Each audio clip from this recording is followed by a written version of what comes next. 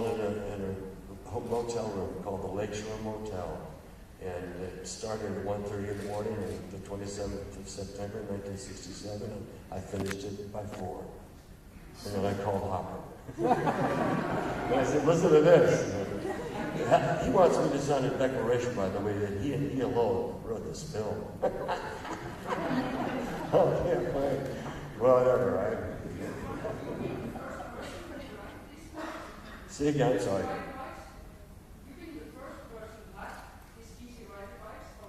Oh, I drove them. I designed them right away. I had them built by 7 friends of mine in Watts. They're all black guys, obviously. And the bikes I built 4. 2 like Dennis rode, 2 like I rode. And that's because they were Harleys. And the joke in those days was we called them Harleys because they hardly ever start. That said, I bought them from auction. From the Los Angeles Police Department. The Easy Rider bikes are LAPD bikes, they're cop bikes, right? Chopped, and the average cost was $1,250. This is great, there are none. Everyone says, oh, I know what the original is. I blew up one, you saw it go, I pushed the button. I had to, right? And the one we kept was the one that had the better of the welding. So there was 1 Captain America, 2 Billy bikes, and 11 other motorcycles in this man's garage in Simi Valley. Our main mechanic, and they're all stolen by a bike club, not the Hells Angels. They claimed that they did, no, we know who did. And they didn't know anything about it. We didn't have any publicity. First of all, they couldn't afford it. And second of all, I thought they we didn't want it. We just wanted to make a movie. And so the next year, in '69, when the movie came out, Midnight Auto is called. The frame went one way, the engine went in a different direction, and whoever ended up with the gas tank, when the movie came out, said, fuck. If I had that bike today, I could sell it in Korea. They loved Harley Davidson and in America, like that. I could get enough money to make 5 more films. I would do it. They're original ones, they're not. I know they're not. I see the ones that people say are original, I don't know they're not. Anyway, so that's cool. Yeah. Who compiled the soundtrack to the movie? That was all Dennis. He took my records on his record collection, and he put all the songs together. And I thought he did a brilliant job. Yeah. I wrote it that the ACLU lawyer, who was played by Jack Nicholson, saw it. American Civil Liberties Union. Thank you. It's a union in the United States that protects civil rights. And so I had this guy, see us get busted, and for parading without a permit, because both Dennis and I had done these civil rights marches in Selma and Montgomery. And I said, Dennis, we have to hear that phrase, parading without a permit. So Dennis, in a stroke of genius, made it out drunk and put him in jail with us. It was brilliant because people watching this film who weren't really quite sure, should we get behind these guys who are smoking something? We never said, this is a joint. Obviously, it's what it is, right? And by the time Jack comes into it, he's so lovable. Just such a great, and he did such a great job with it. And it was okay to be an alcoholic. To be a pothead, no, but to be alcoholic, fine. So he brought, at that moment, anybody who was hanging back went boom, right in the film. And so as I wrote it in Canada, I thought, this guy's going to take the ride with us, and he's going to get killed first. And that will just shock the audience. And it was a shock. It was a dramatic effect. Then you had to decide, were you going to go with Billy, the LA Speed Freak, or you're going to go with Captain America with his enigmatic look on his face. You never knew what he was saying. I love it.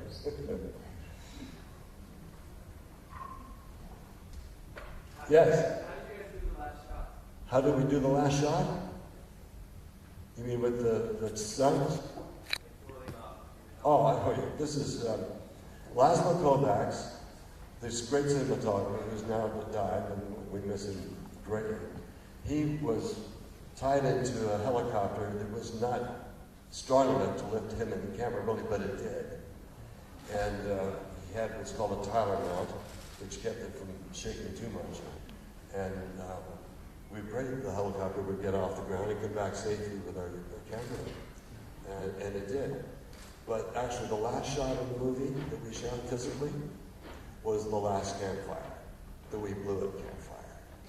And if you ever watch this movie again on your DVD, you'll notice now there is no motorcycle in that shot because there were none. They were stolen already. We all thought we'd finished the film and we hadn't. We had to go back and shoot that in the Santa Monica Mountains. But don't light it. We say, we're in Florida.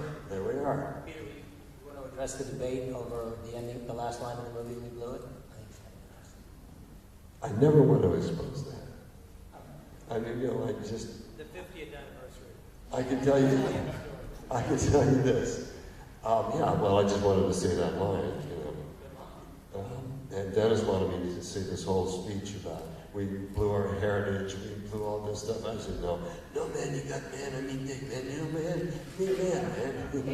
Dennis said, I wonder about him speaking. You got to say we sold out. And I said, no, I just want to say we blew it. No, man, and it became an argument finally.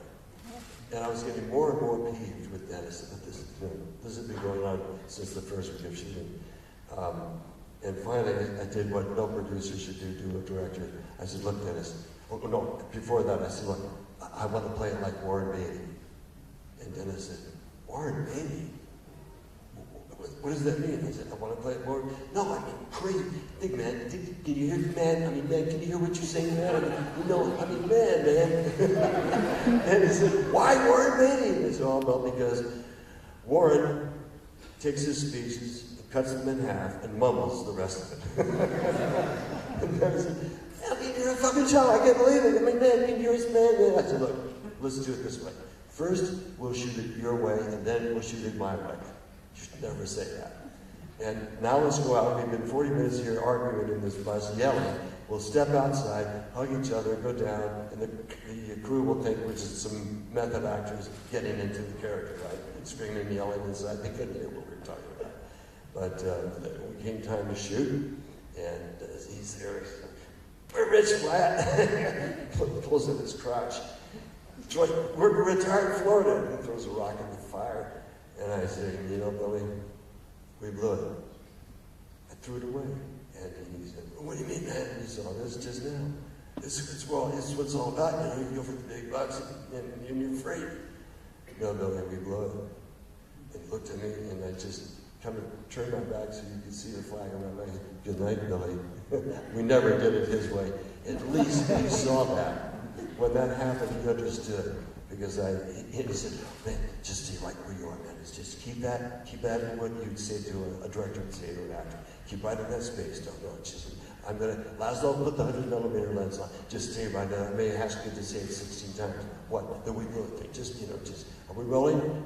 Is everybody okay? Go ahead, do it. So I just said it, we blew it, man. We blew it. And I kept throwing it away. I never said, damn, we blew it. I didn't put any spin on it. I just let it go. We blew it because it was such a heavy line. And I like to remain that way. I don't want you to know. If you really think it's irrelevant today, look outside at the world and tell me that we haven't blown it. We're still at war with religions. We're still having people starving, not feeding the people. We have the power to do so. We're still run by huge corporations and being ruined by them. What's changed? They've gotten bigger. We've gotten smaller. There's just more of us on the planet. And we're fools. This planet was designed to carry about 3.5 billion people. We're about 6 billion people now, so the bus is crowded. It's going to go badly, too, if we run out of oxygen. All right, there has to be something a little more positive. I can take care of you.